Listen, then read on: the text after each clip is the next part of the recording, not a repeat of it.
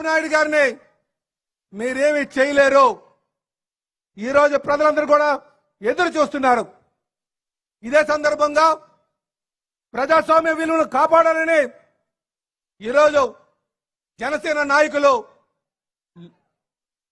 పవన్ కళ్యాణ్ గారు చంద్రబాబు గారు నాయుడిని అరెస్ట్ చేసినప్పుడు వచ్చి వాళ్ళ సంఘీభావం తెలియజేశారు. ఈరోజు ఈ సభాముఖంగా వారికి మనస్ఫూర్తిగా మేము ధన్యవాదాలు తెలియజేస్తున్నాం. ఎందుకంటే ప్రజాస్వామ్య విలువను కాపాడడానికి కోసం మరి ప్రజాస్వామ్యవాదులు రావాల్సినటువంటి అవసరం ఉంది. ఆయన ప్రజాస్వామ్యవాదిగా వచ్చి అక్రమ అరెస్టును ఖండించి సంఘీభావం తెలియజేశారు. అందుకే ఈ వేదిక మీద తెలియజేస్తున్నాం, జగన్మోహన్ రెడ్డి గారు గుర్తించుకోండి, రేపు రాబోయే రోజుల్లో తెలుగుదేశం పార్టీ జనసేన కూటమి మిమ్మల్ని ఇంటికి పంపిస్తుందని కూడా గుర్తించుకోని చెప్పి తెలియజేస్తున్నాం. సోదరులారా, ఇందాకన్నా చంద్రబాబు నాయుడు గారు అంటే ఒక వ్యవస్థని, ఆయన ఒక ఎన్సైక్లోపీడియా, ఆయన అనుభవం ద్వారా మనం అనేక విషయాలు తెలుసుకోవచ్చు. యువ నాయకులకు అదొక ఆదర్శం. ఆయన అరెస్ట్ చేస్తే ఎంతో మంది ప్రాణాలు కోల్పోయారు. వాళ్ళకి అండగా భువనేశ్వరి అమ్మగారు వచ్చి వాళ్ళకి అండగా ఉన్నారు, వాళ్ళకి ఆదుకున్నారు. ఇదే సందర్భంగా వారికి మనస్ఫూర్తిగా నేను ధన్యవాదాలు తెలియజేస్తున్నాను. అలాగే ఈ వైసీపీ నాయకులందరూ కూడా తెలియజేస్తున్నాను, ఎక్కడైతే శ్రీమూర్తికి నిందలు వేశారో వాళ్ళకి పుట్టగతులు ఉండవు. ఇది చరిత్ర, ఇది మీరు గమనించండి అని కూడా తెలియజేస్తున్నాం. అలాగే సోదరులారా, ఈరోజు ఎంపీ గారు జాతుల కోసం మాట్లాడుతున్నారు. మీరు ఒకటి గమనించాలి, ఏ జాతి తీసుకున్నా సరే వాళ్ళ మూలాలకి వెళ్తే వాళ్ళకి ఘన చరిత్ర ఉంటుంది, ఏ కులాన్ని తీసుకున్నా. కానీ ఈరోజు సమాజంలో అత్యంత నీచమైనటువంటి విషయం ఏంటంటే, ఎవరైతే ప్రజాప్రతినిధులుగా వచ్చి ప్రజల్ని ఆదుకుంటానని చెప్పి ప్రజా సొమ్ముని కాజేసేటటువంటి వాడు ప్రమాదకరం. ఆ జాతి ఈ సమాజానికి చేయడని చెప్పి తెలియజేస్తున్నాను. మీరు దానికి సంబంధించిన వాళ్ళని ఈ విధంగా మీకు తెలియజేస్తున్నాను. ఎందుకంటే మీరు కట్టేటువంటి ఎక్కడ చూసినా సరే దేవుడి స్థలాలు ఉన్నాయి, శ్మశానాలు ఉన్నాయి. ఈరోజు మీరు ఒక ప్రజాప్రతినిధిగా ఉండి మీరు అడ్వర్టైజ్మెంట్ చేసుకుంటున్నారు. ఇది తప్పుడు విషయం, మీరు అది గమనించాలని. అలాగే స్థానికంగా ఉన్నటువంటి శాసనసభ్యులకు కూడా మేము అడుగుతున్నాం, మేము డబ్బులు ఖర్చు పెట్టి టోల్ గేట్ తీపిస్తే మీరు ఎందుకు మళ్ళీ టోల్ గేట్ పెట్టి ఇచ్చారో ఈ రోజు ప్రజలకి మీరు సమాధానం చెప్పండి. ఎందుకంటే మనం ఎన్నికల్లో వాగ్దానం ఇచ్చాం టోల్ గేట్ తొలగిస్తామని, కానీ ఎందుకో మీరు దాన్ని మళ్ళీ తిరిగి పెట్టి ఇచ్చారో ప్రజలకు తెలియజేయండి. ఎందుకంటే మీ మీద ఆరోపణలు ఉన్నాయి, మీరు ఆర్థిక లబ్ధి పొందుతున్నారు కనుకనే మళ్ళీ పెట్టించారని. దీనికి మీరు సమాధానం ప్రజలకు చెప్పాలి. అలాగే సోదరులారా, ఈరోజు స్టీల్ ప్లాంట్ ప్రైవేటైజేషన్ విషయం మీద కూడా వైసీపీ నాయకులు సమాధానం చెప్పాలి. 2000లో ఆ మధ్యకాలంలో చంద్రబాబు నాయుడు గారు ముఖ్యమంత్రిగా ఉన్నప్పుడు వాజ్పేయి గవర్నమెంట్ ప్రైవేటైజ్ చేద్దామంటే దాన్ని వ్యతిరేకించి దాన్ని పరిరక్షించి మళ్ళీ పబ్లిక్ సెక్టర్ లో ఉంచడం జరిగింది, లాభాలు వాటిలో నడిపించడం జరిగింది. ఈరోజు మీ స్వప్రయోజనాల కోసం స్టీల్ ప్లాంట్ అమ్ముతున్నారు. మీరు ఎంత మోసం చేస్తున్నారంటే ఒకవైపు వచ్చి పోరాటంలోకి దూరి మేము స్టీల్ ప్లాంట్ పరిరక్షిస్తామని చెప్తున్నారు, ఇంకోవైపు వచ్చి పక్కనే ఉన్నటువంటి గంగవరం పోర్టు అమ్ముతున్నారు. దీనికి మీరు సమాధానం చెప్పాల్సినటువంటి అవసరం ఉందని చెప్పి తెలియజేస్తున్నాను. సోదరులారా, ఇలాగే ఇక్కడ ఉన్నటువంటి పట్టాల కోసం తెలియజేయాలా, అనేక విషయాల మీద మేము అడుగుతున్నాం. గంగవరం నిర్వాసితులకు సమాధానం చెప్పాలి. మేము రేపు అధికారం వస్తే ఖచ్చితంగా గంగవరం సంబంధించినటువంటి విషయాల మీద మేము పరిష్కారం చేస్తాం. అక్కడ నిర్వాసితులకు పరిష్కారం చేస్తాం, అలాగే అక్కడ ఉన్నటువంటి కార్మికులకు పరిష్కారం చేస్తాం. స్టీల్ ప్లాంట్ వారికి నిర్వాసితులకి మేము అండగా ఉంటాం, కార్మికులకు అండగా ఉంటాం కూడా ఈ సందర్భంగా తెలియజేస్తూ, అలాగే సోదరులారా, ఏపీఐసీ నిర్వాసితులు కూడా మేము వాళ్ళకి న్యాయం చేస్తామని చెప్పి మీకు తెలియజేస్తూ, డౌట్ఫుల్ ఉన్నటువంటి 6 కార్డులు కూడా మేము దానికి పరిష్కారం చూపిస్తామని చెప్పి తెలియజేస్తూ, నాకు ఈ చక్కని అవకాశం ఇచ్చినందుకు లోకేష్ బాబు గారికి ప్రత్యేకంగా ధన్యవాదాలు తెలియజేస్తూ లోకేష్ బాబు గారికి ఒకటే ఒక విషయం, ఆయన పైన 22 కేసులు పెట్టినా తగ్గేది లేదని చెప్పేసి ఈ రోజు ఇక్కడికి వచ్చినందుకు ఆయన స్ఫూర్తిగా తీసుకుని ముందుకు వెళ్తామని చెప్పి తెలియజేస్తూ రేపు రాబోయే రోజుల్లో తెలుగుదేశం పార్టీ జెండాని విజయ కేంద్రం మోగిస్తామని చెప్పి ఈ సభంగా ముఖ్యంగా మాటిస్తూ సెలవు తీసుకున్నాం. జై తెలుగుదేశం, జై తెలుగుదేశం, జై తెలుగుదేశం. నారా చంద్రబాబు గారి నాయకత్వం, నారా చంద్రబాబు గారి నాయకత్వం, నారా చంద్రబాబు గారి నాయకత్వం, లోకేష్ బాబు నాయకత్వం, లోకేష్ బాబు నాయకత్వం, పవన్ కళ్యాణ్ గారి నాయకత్వం, పవన్ కళ్యాణ్ గారి నాయకత్వం. అమర్ రహే ఎన్టీఆర్, అమర్ రహే ఎన్టీఆర్. జై హింద్.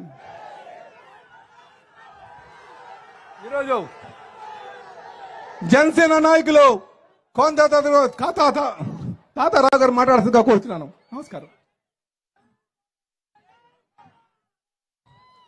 నేటి శంకరరావు సభకు అధ్యక్షత వహించినటువంటి సోదరులు మాజీ శాసనసభ్యులు తెలుగుదేశం పార్టీ జిల్లా అధ్యక్షులు శ్రీ పల్లా శ్రీనివాసరావు గారు, నేటి మన ముందున్నటువంటి మన యువ నేత, మనందరి అభిమాన గుండెల్లో ఉన్నటువంటి నాయకులు శ్రీ నారా లోకేష్ బాబు గారు, ముఖ్య అతిథిగా వచ్చిన వారికి గౌరవనీయులు మన విశాఖపట్నం పార్లమెంట్ సమన్వయకర్త తెలుగుదేశం పార్టీ శ్రీభర్త గారు, వేదికపై ఆశీర్వదించినటువంటి కార్పొరేటర్లు, గౌరవ పెద్దలు అందరికీ హృదయపూర్వక నమస్కారం. ప్రత్యేకంగా తెలుగుదేశం పార్టీతో అభిమానం పైన, చంద్రబాబు నాయుడు గారితో అభిమానం పైన, లోకేష్ బాబు గారి పైన అభిమానంతోనే మండు టెండలు లెక్క చేయకుండా వేలాది మంది హాజరైన మీ అందరికీ తెలుగుదేశం జనసేన పార్టీ కుటుంబ సభ్యులకి హృదయపూర్వక నమస్కారం. ఇది గాజువాక, ఇది వైసీపీ వాళ్ళకి అడ్డాలాగా విశాఖపట్నాన్ని చూస్తా ఉన్నారు. ఇందాక శ్రీనివాస్ గారు చెప్పారు, నేను కొద్ది ముందుకు వెళ్తా. నాటి ముఖ్యమంత్రి చంద్రబాబు నాయుడు గారు గత ప్రభుత్వంలో 2018లో 30 సంవత్సరాల నుంచి గాజువాక నడిపట్టున ఉన్నటువంటి హౌస్ కమిటీ సమస్య పైన 7,232 మందికి ప్రగతి మైదానంలో పట్టాలు ఇచ్చారు చంద్రబాబు నాయుడు గారు. పట్టాలిస్తే 301 జీవో నెంబర్ ఇస్తే చంద్రబాబు నాయుడు గారి పేరు వస్తుంది, తెలుగుదేశం పార్టీ పేరు వస్తుందని ఇప్పుడు వచ్చినటువంటి వైసీపీ ప్రభుత్వం పట్టించుకోకుండా ఉండిపోయింది. దాని వలన అనేక మంది పేదవాళ్ళు, పెద్దలు, చిన్నోళ్ళు పిల్లలు పెళ్లి చేసుకుందామన్నా, పిల్లలు చదివించుకుందామన్నా వాళ్ళకి ఆ భూమి మీద హక్కులు ఎక్కడ పోయింది. మేము అడుగుతా ఉన్నాం, మళ్ళీ దానికి అదనంగా 71 జీవో నెంబరు మొన్న ఈ మధ్యన దిగిపోతామని తెలుసుకొని, ప్రజలు తిరస్కరిస్తామని తెలుసుకొని మళ్ళీ ఇచ్చారు. ఎవరికి పేరు వచ్చినా పర్వాలేదు, ప్రజలకు పేరు రాకుండా ప్రజలను ఇబ్బంది పెట్టడం మంచిది కాదని చెప్పి ఇక్కడ ఉన్న నాగిరెడ్డితో పాటు వైసీపీ ప్రభుత్వాన్ని హెచ్చరిస్తా ఉన్నాం. నీకేమైనా ఉంటే చంద్రబాబు నాయుడు గారి పేరు వస్తుందని భయం ఉంటే నువ్వు అంతకంటే మంచి చేయి, అంతేగాని ఆయన చేసిన దాన్ని నువ్వు ఆపడానికి నీకు దిక్కు లేదు, దమ్ము లేదని చెప్పి తప్పని చెప్పి మనం చేస్తా ఉన్నా. స్థానిక శాసనసభ్యుడు కారణంగా మొదలు పెట్టారు నీ జీవితం. హౌస్ కమిటీ సంగతి అంతా తెలియాలి, ఎందుకు చేయలేకపోతున్నావు? ఇప్పటికి 7,232 ఇళ్ల పట్టాల్లో కేవలం 4,600 మాత్రమే రిజిస్ట్రేషన్ అయ్యాయి. మిగతావన్నీ ఎందుకు అవ్వట్లేదు? ఎందుకు మీ ఇబ్బంది? పేరేది కావాలంటే తీసుకోండి, కానీ ప్రజలు ఇబ్బంది పెట్టద్దు. మరోపక్క గంగవరం పోర్టు నాడు ముఖ్యమంత్రిగా ఉన్నటువంటి చంద్రబాబు నాయుడు గారు మత్స్యకారులకి ఉపాధి కల్పిస్తాం, ఈ చుట్టుపక్కల పోర్టు వస్తే ఉపాధి వస్తుంది అనే ఉద్దేశంతో ఎకరా ₹1 ఇచ్చారు భూమి. ఎకరా ₹1 ఇచ్చి గంగవరం పోర్టు నిర్మిస్తే ఇవాళ దాన్ని జగన్మోహన్ రెడ్డి దాన్ని కాజేశాడు. జగన్మోహన్ రెడ్డి ఎంత కాజేశాడు? తన మనుషులు పంపించి గంగవరం పోర్టు విలువెంతో అంచనా వేయించారు. 1,800 కోట్ల రూపాయలు. 1,800 కోట్ల రూపాయలకి కేవలం 580 కోట్ల రూపాయలకి తన తాలూకా మనుషులు అంబారించేది కొనిపించాడు, అదానికి కొనిపించాడు. దాంట్లో నేరుగా 1,200 కోట్ల రూపాయలు తాడేపల్లి ప్యాలెస్కి పోయినాయి, జగన్మోహన్ రెడ్డి ఖాతాలో పడ్డాయి. కానీ మాకు పోర్టు వస్తే ఉపాధి కలుగుతుందని చూస్తున్న మత్స్యకారులు, మాకు పోర్టు వస్తే మాకు మా తల్లిదండ్రులు మా తలరాత మార్చలేకపోవచ్చు, కానీ చంద్రబాబు నాయుడు గారు ఇచ్చిన పోర్టు వల్ల మా తలరాత మారుతుందని అనుకుంటే దిక్కుమాలిపోయినటువంటి ప్రజలు అయిపోయాం. ఈరోజు జనసేన తెలుగుదేశం పార్టీ అధికారంలోకి వస్తుంది. వచ్చిన వెంటనే పెద్దలు లోకేష్ బాబు గారు వారి నాయకత్వంలో, చంద్రబాబు నాయుడు గారి నాయకత్వంలో, పవన్ కళ్యాణ్ గారి నాయకత్వంలో గంగవరం పోర్టు అమ్మేసినటువంటి ప్రక్రియని మళ్లీ లేవదీస్తాం, పరిశీలిస్తాం. అది ప్రజల సొమ్ము తినడానికి వీలు పడదని ఈ సందర్భంగా మన యువనేత సమస్యలు తెలుసుకోవడానికి 3200 కిలోమీటర్లు దాదాపు నేరుగా బస్సు మీద వెళ్ళిపోతుంటాడు జగన్మోహన్ రెడ్డి ప్రజల సమస్యలు తెలుసుకోవడానికి. కానీ శక్తి యుక్తి పెట్టి నేనున్నాను, ఈ రాక్షస ప్రభుత్వాన్ని తగిలికొట్టడానికి నేనున్నాను, తెలుగుదేశం పార్టీకి అండగా నేనున్నాను, తెలుగుదేశాన్ని ఆదరిస్తున్నటువంటి యువతకి, బలహీన వర్గాలకి, బడుగు వర్గాలకి అని చెప్పి పాదయాత్ర ద్వారా తెలుసుకున్నారు, సమస్యలు తెలుసుకున్నారు. సమస్యలు తెలుసుకోవడంతో పాటు ఈ రాష్ట్రంలో వారు తెలుసుకున్న దాంట్లో 150,000 మంది గ్రాడ్యుయేట్లుగా ప్రతి సంవత్సరం ఎంబీఆర్, బిఏ, బీటెక్లు, ఎంటెక్లు చేసి బయటకు వస్తే ఈ రాష్ట్రంలో జగన్మోహన్ రెడ్డి వచ్చిన తర్వాత కేవలం 8% మందికి ఇక్కడ ఉద్యోగ అవకాశాలు దొరుకుతున్నాయి ఈ రాష్ట్రంలో. అందుకని ఏ ఊర్లో చూసినా, ఏ ఇంట్లో చూసినా ఒక మనిషి ఖచ్చితంగా ఇతర రాష్ట్రాల్లో ఉపాధికి వెళ్ళిపోయిన వాళ్ళే. అది జగన్మోహన్ రెడ్డి గారి పాలన. అందుకే భగవంతుడి దయ వల్ల, మీరందరూ దయ వల్ల అక్కడ చూసాం. సిద్ధం దేనికో సిద్ధం. వైసీపీ బంగాళాఖాతంలోకి వెళ్ళిపోయానుగా, దేనికి సిద్ధం? లేకపోతే నువ్వు బెంగళూరు పారిపోవడానికా? తాడేపల్లి ప్యాలెస్ వదిలేసి లేదు, దేనికి సిద్ధం? నువ్వు ఇంకా అభివృద్ధి చేసుకోవడానికా? నీ సిద్ధం నువ్వు నీ అనుసరులు బంగాళాఖాతంలో పోవడానికి ఇంకా 2 నెలలు మాత్రం ఉందని చెప్పి మనం చేస్తూ, మరి తెలుగుదేశం పార్టీ అధ్యక్షులు నారా చంద్రబాబు నాయుడు గారు తోడుగా పవన్ కళ్యాణ్ గారు కలిసి వాళ్ళిద్దరు నాయకత్వంలో, లోకేష్ బాబు గారి నాయకత్వంలో 2 పార్టీలు ప్రభుత్వం రాబోతుంది. ఆ ప్రభుత్వం ద్వారా ఇప్పటికే వేసినటువంటి డబ్బు, దాచుకున్నటువంటి డబ్బు, వైసీపీ నాయకులు ఆక్రమించినటువంటి భూములు అన్ని పక్కాగా లెక్క ఉంది. ఆ లెక్క కరెక్ట్ గా తీరుస్తాం. పక్కాగా లెక్క ఉంది మా దగ్గర. ఆ లెక్క పక్కాగా తీసి మీ అందరికీ బుద్ధి చెప్పే రోజు వస్తుంది. జనసేన పార్టీ, తెలుగుదేశం పార్టీ 2 అధికారంలోకి రాబోతున్న పార్టీలు కనుక మీరు ఇప్పటికైనా అధికారులు ఎవరైతే ఆ పక్కగా వస్తున్నారో ఇప్పుడిప్పుడే మారారు.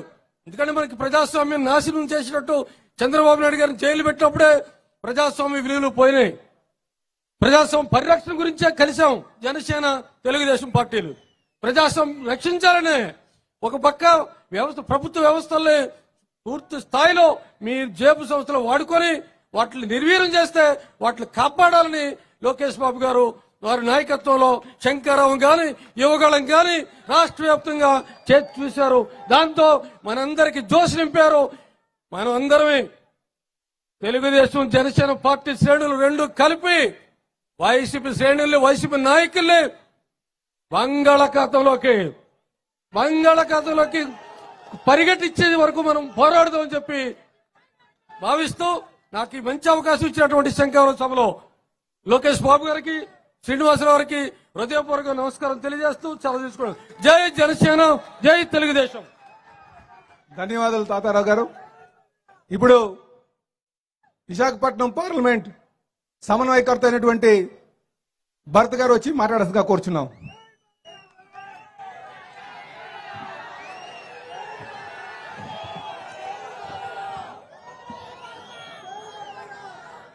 Thank you. మొదటిసారి 2 బాలయ్య అల్లుడు స్టేజ్ మీద ఉన్నారు, పెద్ద అల్లుడు, చిన్న అల్లుడు. Okay, thank you. మాట్లాడినామండి. Thank you. వేదిక మీద ఉన్న పెద్దలందరికీ నమస్కారం. వేదిక మీద ఉన్న ఇందాక మా లీడర్స్ కూడా మాట్లాడుతూ చెప్పారు, ఇంత ఎనర్జీ ఇప్పుడు దాకా నేను ఇది 4వ మీటింగు, శంకరరావు రావడం మధ్యలో 2 మిస్ అయ్యాను, కానీ ఇంత ఎనర్జీ ఎక్కడ చూడలేదు. అది కూడా మధ్యాహ్నం పూట. భవిష్యత్తుకి ఇది మంచి మెజారిటీతో అన్ని 7 పార్లమెంట్లో అన్నిటికన్నా ఎక్కువ మెజారిటీతో ఇక్కడ గెలుస్తానని నేను నమ్ముతున్నాను. నేను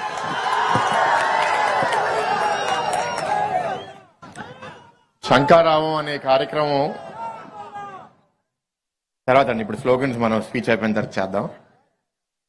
శంకరరావు అనే కార్యక్రమం లొకేషన్ పట్టడానికి కారణం ఏంటి అంటే ఆయన 175లో అట్లీస్ట్ ఒక 140-150 నియోజకవర్గాలు కవర్ చేద్దామని పాదయాత్ర మొదలుపెట్టారు. కానీ బాబు గారిని వాళ్ళు ఏదో ఒక దొంగ రీజన్ పెట్టి 53 రోజుల్లో జైలు పెట్టడం వల్ల మనకి పాదయాత్ర డిస్టర్బ్ అయ్యింది. అట్లీస్ట్ గాజువాక వరకు వచ్చింది, కానీ ఇక్కడ కూడా మనం అనుకున్న విధానంగా నడవలేకపోయాం.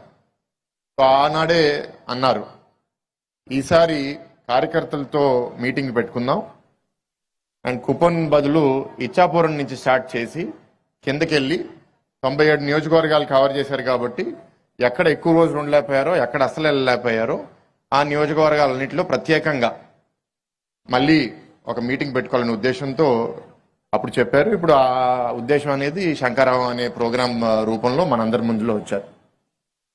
ఇది వెనకాల ఏంటి అంటే ఇప్పుడు యుద్ధం మన ముందు ఉంది, కానీ యుద్ధం ఫేస్ చేయడానికి సైనికులందరూ తయారుగా ఉండాలండి.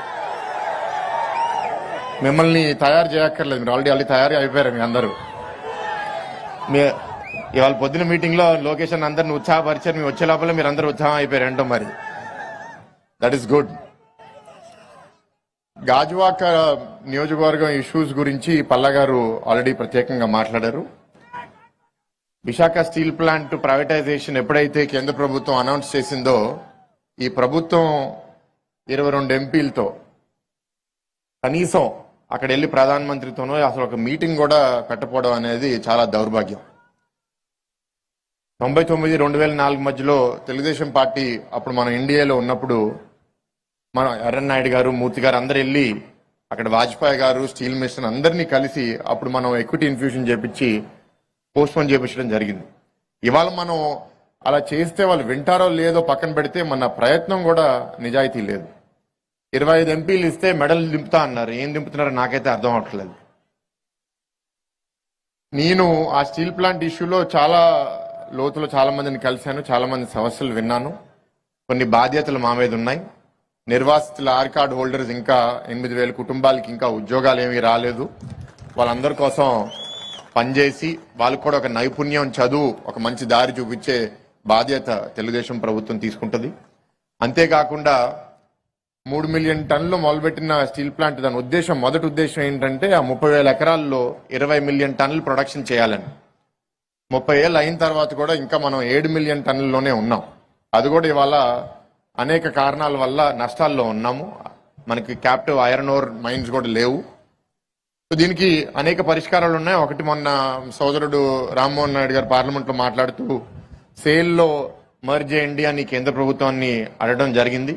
అదొక ఐడియా తప్పకుండా మేము పరిశీలిస్తాం. లేకపోతే అది అవ్వకపోయినా అన్న కూడా ఆయన మనసులో ఉన్నది ఆయన మాట్లాడినప్పుడు చెప్తారు. కానీ నేను కోరుకునేది ఏంటి అంటే అప్పుడు స్టీల్ ప్లాంట్ వచ్చినప్పుడు ఈ ప్రాంతం చాలా అభివృద్ధి చెందింది. కానీ అక్కడితో మనం ఆగిపోకూడదు. మనం 7 మిలియన్ టన్నులు ఇవాళ మనం 20 మిలియన్ టన్స్ చేయాల్సిందే.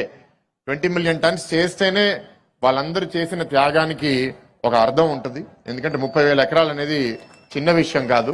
అది వస్తే ఇవాళ ఉన్న సుమారు 40-50 వేల మంది దాని మీద డైరెక్ట్ గా లేకపోతే ఇండైరెక్ట్ గా కాంట్రాక్ట్ రూపంలో పనిచేసే వాళ్ళు ఇంకా ఎక్కువ మందికి ఉపాధి కలగజేసే బాధ్యత తెలుగుదేశం ప్రభుత్వం, జనసేన ప్రభుత్వం తప్పకుండా తీసుకుంటుంది.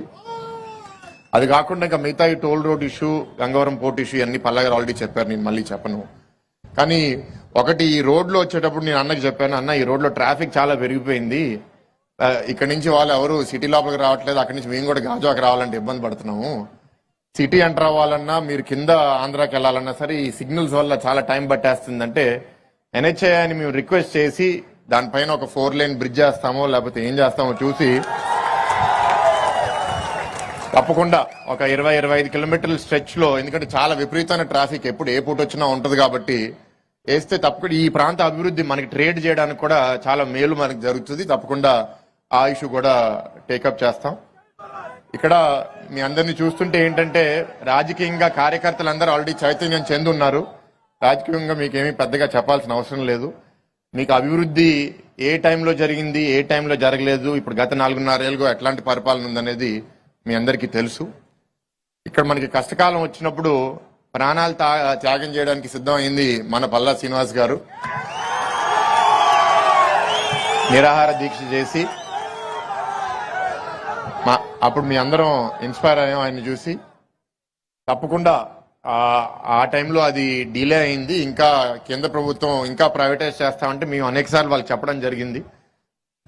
ప్రైవేటైజ్ చేయాలి అంటే మీరు 100 పబ్లిక్ సెక్టర్ అండర్టేకింగ్స్ లో అన్నిటికన్నా వరస్ట్ గా పర్ఫామ్ చేసే కంపెనీ చేయండి. కానీ ఈ స్టీల్ ప్లాంట్ మీద ఎందుకు మీకు కనుబడిందని అప్పుడు నిలదీయడం జరిగింది. కానీ ఇప్పుడు ప్రభుత్వంలోకి వస్తాం కాబట్టి ఇంకా బాధ్యత పెరుగుతుంది. తప్పకుండా దాని మీద మేము సరిగ్గా వ్యవహరిస్తాం. ఇంకా రాజకీయంకి వచ్చేసరికి మొన్న జనసేన పవన్ కళ్యాణ్ గారు ఇక్కడ పోటీ చేయడం వల్ల మనం అప్పుడు కలిసి పోటీ చేయకపోవడం వల్ల పవన్ కళ్యాణ్ గారికి పల్లా గారికి ఇద్దరికి ఇక్కడ ఓటమి చెందాం. కానీ ఈసారి మనం కలిసి ఉన్నాం కాబట్టి తప్పకుండా చాలా మంచి మెజారిటీతో మనందరం కలిసి పనిచేసి ఇద్దరు మిత్రులు పోరాడితే ఒక శత్రువు అని అనలేను కానీ ఒక ప్రత్యర్థి గెలిచాడు. సో అలాంటి పరిస్థితి మళ్ళీ మనం తెచ్చుకోకుండా కలిసి పనిచేసి తప్పకుండా గెలుపుకి తెచ్చుకుందాం. ఒక మంచి నాయకుడిని ఓడిపోయారు అనేది బాధపడ్డాం తప్పకుండా. అండ్ పల్లా గారు నేను చూశాను గత 4.5 ఏళ్ళుగా కొంచెం అతి మంచి ఆయన. ఇప్పుడు ఏంటంటే కొందరు ఆయన్ని మొహమాట పెట్టేస్తా ఉంటారు. ఓర్పు సహనం కొంచెం ఎక్కువ పల్లా గారికి. ఆయన తెగేదాకా వదిలేస్తారు, తెగిన తర్వాత మాత్రం ఇంకా దగ్గర రానివ్వరు. కానీ ఆ తెగిన తర్వాత ఎక్కువ మంది లేరు, ఒక 5-10 మంది ఉన్నారు. మిగతా వాళ్ళు తెగేదాకా లాగుతున్నారు. అక్కడ దాకా లాగద్దు మీ అందరూ. ఎందుకంటే నేను పల్లా గారికి చెప్తుంటా, ఇప్పుడు మంచిగా ఉండద్దండి. కొన్నిసార్లు మనం ఏంటంటే నాలాగా కరాఖండిగా మొహమే చెప్పేసేయండి, పర్లేదు, మనకి అది అవసరం రాజకీయం కోసం అని. ఎందుకంటే మీరు లోకేష్ అన్న స్టైల్ చూడండి. ఆయన స్టైల్ ఇప్పుడు ఆయన స్టేజ్ మీద ఎలా కూర్చోబెట్టారు, ఇక్కడ ఎవరు కూర్చోబెట్టారు అందరిని మీరు చూడండి. మీ కార్యకర్తలు కూడా అందరు గమనించండి. ఇందాక లోపల మీటింగ్ లో కూడా భవిష్యత్ గ్యారంటీ ప్రోగ్రామ్ చేసిన వాళ్ళని మాత్రమే కూర్చోబెట్టి ఇదే నాకు ఇంపార్టెంట్ ప్రోగ్రామ్ అని వాళ్ళందరితో మాట్లాడి ఓపిక్గా వాళ్ళ ప్రశ్నలన్నీ విని వాళ్ళ సమస్యలు అర్థం చేసుకుని వాళ్ళకి సూచనలు కూడా ఇవ్వడం జరిగింది. ఆయన ఉద్దేశం ఏంటి అంటే నాయకుడి చుట్టూ తిరిగి రికమెండేషన్లు తెప్పించుకుని లేకపోతే దేవుడి చుట్టూ తిరిగితే వరాలు వస్తాయని. మీరు దేవుడి చుట్టూ తిరిగితే నాయకుడి చుట్టూ తిరిగితే మీకు ఏ గుర్తింపు, ఇన్ఫాక్ట్ మీకు నెగిటివ్ పాయింట్స్ వస్తాయి. మీ పేరు నోట్ అవుతుంది, మీకు ఇవ్వకూడదు అని. మీకు ఇవ్వాలని కాదు, మీరు జనాలతో పనిచేయండి, జనాలతో మీరు గెలుపు తీసుకుంటండి. మీ బూత్ లో ఓటింగ్ తెచ్చుకోండి, మీ క్లస్టర్ లో ఓటింగ్ తెచ్చుకోండి. తప్పకుండా పార్టీ మిమ్మల్ని ఎతికి మీకు దగ్గరకు వచ్చి మిమ్మల్ని గుర్తింపిస్తుంది. ఇది మళ్ళీ మళ్ళీ మీ అందరికీ చెప్తున్నాను. ముందు మనకి టెక్నాలజీ లేదు కాబట్టి దాన్ని మెజర్ చేయడం కూడా కష్టం అయిపోయింది. ఇప్పుడు టెక్నాలజీ వచ్చేసింది. మీకు అబద్ధం చెప్పాలన్నా సరే మీ సిస్టంలో తెలిసిపోతుంది ఎంతమందికి రిజిస్ట్రేషన్ చేశారు, ఎంతమందికి ఓటీపీలు ఇప్పించారు అనేది.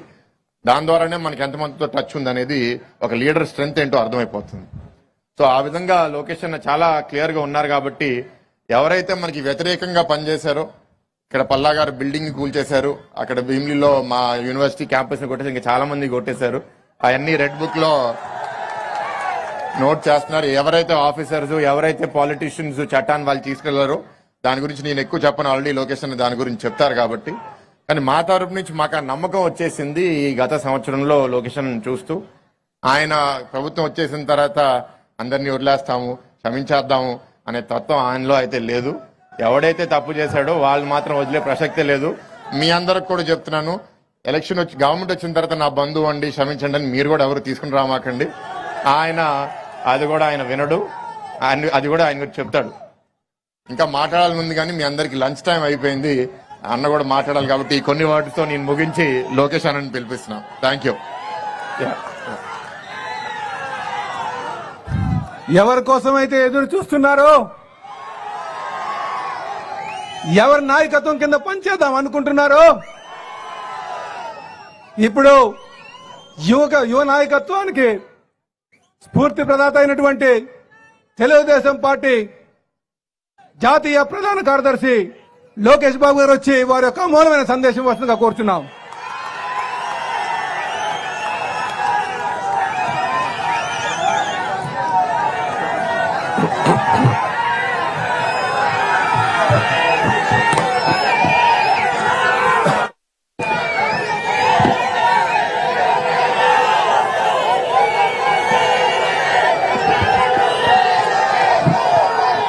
అన్నా దయచేసి కూర్చో అన్న, ఆల్రెడీ చూసా బోర్డు. మీ చేతిలో చూడట్లేదు, నాకు చెల్లికి కూడా ఇచ్చావు చూసా. తమ్ముడు కొంచెం ఓపిక పెట్టాలి. ఓపిక పట్టాలి, గొంతు పోయింది.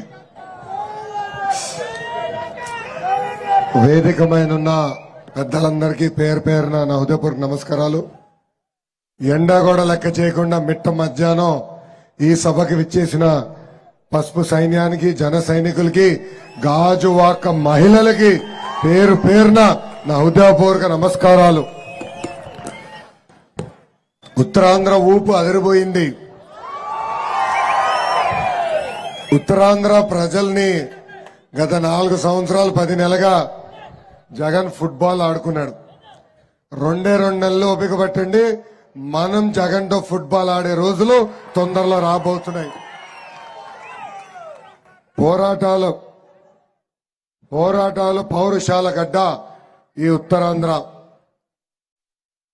విశాఖపట్నం అంటే భారతదేశానికి సిటీ ఆఫ్ డెస్టినీ అంటారు. అంటే ప్రశాంతమైన వాతావరణం ఉంటుంది, అందరూ వచ్చి ఇక్కడ నివసించాలనుకుంటారు. బాబు గారు ముఖ్యమంత్రి ఉన్నప్పుడు విశాఖపట్నాన్ని ఒక ఆర్థిక రాజధానిగా ఆనాడు తీర్చిదిద్దారు. కానీ ఈరోజు ఈ ప్రభుత్వ అధికారంలోకి వచ్చిన తర్వాత విశాఖపట్నాన్ని విషాదపట్నంగా మార్చేశారు. జగన్ ఒక భస్మాసురుడు, ఒక ఐరన్ లెగ్. ఎక్కడ అడుగు పెడతాడో అక్కడ గ్యారెంటీగా డ్యామేజ్ జరుగుతుంది. ఎప్పుడైతే విశాఖపట్నాన్ని పరిపాలక రాజధానిని ప్రకటించాడో ఇక్కడ 6 నెలలకు ఒకసారి ఒక బాయిలర్ పేలుతుంది. ఏకంగా 35 సంవత్సరాల క్రితం పెట్టిన ఎల్జీ పాలిమర్ సంస్థలో గ్యాస్ లీక్ అయిందంటే ఈ భస్మాసురుడిని, ఈ ఐరన్ లెగ్ ని విశాఖపట్నం నుంచి ఎంత దూరం పెడితే అది మనకు మంచిదని ప్రజలందరూ ఒక్కసారి గమనించాలి. అంతేకాదు, ఈ ప్రభుత్వం ఏర్పడిన తర్వాత విశాఖపట్నంలో రోజుకొక కిడ్నాప్, రోజుకొక మర్డర్, రోజుకొక భూ కబ్జా జరుగుతుంది. పొరపాటున వైకాపా నాయకులు మన దగ్గరకు వచ్చి మన ఇల్లు చూసి నచ్చిందంటే ఆ భూమి కూడా కొట్టేసే పరిస్థితి ఈ రోజు మనం అందరం చూస్తున్నాం. అంతెందుకు, వాళ్ళ పార్టీ సొంత ఎంపీ, వాళ్ళ పార్టీకి చెందిన సొంత ఎంపీ, విశాఖపట్నం ఎంపీ భార్య కొడుకునే కిడ్నాప్ చేశారంటే ఇంకా మన పరిస్థితులు ఎలా ఉంటాయో ప్రజలందరూ ఒక్కసారి ఆలోచించాల. వాళ్ళకు భూ కబ్జాలకి సహకరించట్లేదని ఒక ఎంఆర్ఓని చంపేసే పరిస్థితి మనందరం ఇక్కడ చూసాం. ఇంకా సింహాద్రి అప్పన్న ఉన్న పవిత్రమైన భూమి ఈ విశాఖపట్నం భూమి. ఇంత పవిత్రమైన భూమిపై ఈరోజు నేను మీ ముందల నుంచుని మాట్లాడతాం నా అదృష్టంగా నేను భావిస్తున్నాను. జగన్ పదే సిద్ధం అంటున్నాడు. నిన్న కూడా సిద్ధం అంటూ గంతులేస్తూ రాప్తాడుకి వెళ్ళాడు. కానీ అక్కడున్న వైకాపా కార్యకర్తల నాయకులు మేము సిద్ధంగా లేవని చెప్పారు. ఖాళీగా ఉన్న కుర్చీలో ఫోటోలు తీస్తుంటే ఒక విలేకరిని కూడా ఎట్లా చితకబాదారో ప్రజలందరూ చూశారు. అంటే వైకాపా నాయకులు ఎలాంటి రౌడీలో ఇవన్నీ ఉదాహరణలు. ఒక ముఖ్యమంత్రి అంత పెద్ద సభ ఏర్పాటు చేస్తే ఆయన చేసిన మంచి పనులు చెప్పుకుంటారు. కానీ మీరు ఆ సభ చూస్తే ఆయన ఒక గంట సేపు అక్కడున్న ప్రజల్ని ఉద్దేశించి మాట్లాడుతూ 100 సార్లు చంద్రబాబు నాయుడు గారి పేరు చెప్పి జపం చేసుకున్నాడు. అప్పుడు నాకు అర్థమైంది, ఈ జగన్ ఆంధ్ర రాష్ట్రానికి పీకింది పొడిచింది ఏమీ లేదు. అందుకే ఆయన కళలో కూడా హాయిగా పొడకలేకపోతున్నాడు. కళలో కూడా చంద్రబాబు నాయుడు గారే కంపడే పరిస్థితి ఈ రోజు వచ్చింది. ఆ సభలో చాలా భారీ డైలాగులు ఇచ్చాడు తల్లి. సైకిల్ గురించి మాట్లాడాడు, గ్లాస్ గురించి మాట్లాడాడు, ఏకంగా ఫ్యాన్ గురించి మాట్లాడాడు. జగన్ ఒక పెత్తందారు, ధనవంతుడు. ఆయనకి సైకిల్, గ్లాస్ విలువ తెలియదు తల్లి, గ్లాస్ విలువ తెలీదు. ఇక్కడున్న ప్రజలందరూ ఒకటే ఆలోచించాలి. సైకిల్ అనేది పేదవాడి చైతన్య రథం. సైకిల్ అనేది పేదవాడి చైతన్య రథం. ఈ రోజు గాజు గ్లాసులో మనందరం టీ తాగుతాం. జగన్ మరి ఏమో వెండి గ్లాసులో తాగుతాడేమో, లేదంటే బంగారు గ్లాసులో తాగుతాడేమో. అందుకే ఆయనకి గ్లాస్ విలువ తెలియదు. కానీ ఈరోజు అదే ఫ్యాన్ రెక్కలు ఇరిగిపోయినాయి తల్లి. రెక్కలు ఇరిగిన ఫ్యాన్ మనం ఏం చేస్తాం? పీకి చెత్త బుట్లో పడేస్తాం. ఈ ఫ్యాన్ వల్ల గత 5 సంవత్సరాలు మనం ఎలాంటి ఇబ్బందులు ఎదుర్కొన్నామో మీ అందరికి చెప్పాలి. రైతుల ఆత్మహత్య చేసుకునేదానికి ఆ ఫ్యాన్ ఉపయోగపడింది తల్లి. భారతదేశంలోనే రైతుల ఆత్మహత్యలో ఆంధ్ర రాష్ట్రం 3వ స్థానంలో ఉంది. కౌలు రైతుల ఆత్మహత్యలో 2వ స్థానంలో ఉంది. యువత ఉద్యోగాలు ఉపాధి లేక ఆ ఫ్యాన్ ఆత్మహత్య చేసుకున్నానికి పనికి వచ్చింది. ఎన్నికల ముందల 2,30,000 పెండింగ్ పోస్టులు భర్తీ చేస్తాడు. ప్రతి సంవత్సరం డిఎస్సి ఏర్పాటు చేస్తాడు. గ్రూప్ 1 గ్రూప్ 2 నోటిఫికేషన్ కూడా ఇస్తానన్నాడు. అంతెందుకు ప్రతి సంవత్సరం 6,500 కానిస్టేబుల్ పోస్టులు కూడా భర్తీ చేస్తానని హామీ ఇచ్చి ఈరోజు మాట తప్పాడు ఈ జగన్.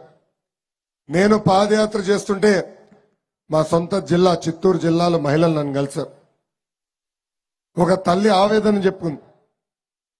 నా జగన్ని నమ్మి నేను మోసపోయినా, లక్షల రూపాయలు ఖర్చు పెట్టి మా బిడ్డకి ఈ రోజు నేను చదివించిన, అతను ఒక ఆఫీసర్ అవుతాడో లేదంటే కానిస్టేబుల్ అన్నా అవుతాడని ఒక ఆలోచనతో చదివించిన, ఈ రోజు ఉద్యోగాలు లేవు, చివరికి మాకు ఆత్మహత్య ఒకటే మిగిలిందని ఆ తల్లి నాకు చెప్పింది.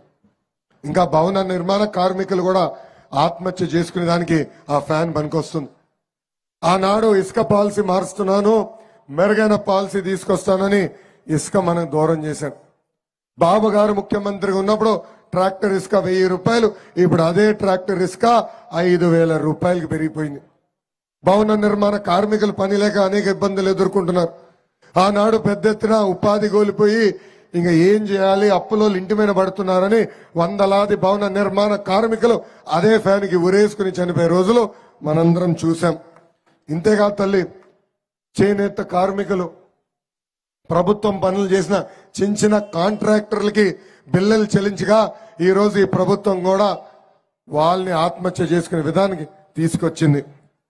అసలు గత 5 సంవత్సరాల్లో ఈ ప్రభుత్వం చేతగానితనం వల్ల 35,000 మంది అదే ఫ్యాన్ కి ఉరేసుకుని చనిపోయే పరిస్థితి ఆంధ్ర రాష్ట్రంలో మనందరం చూసాం.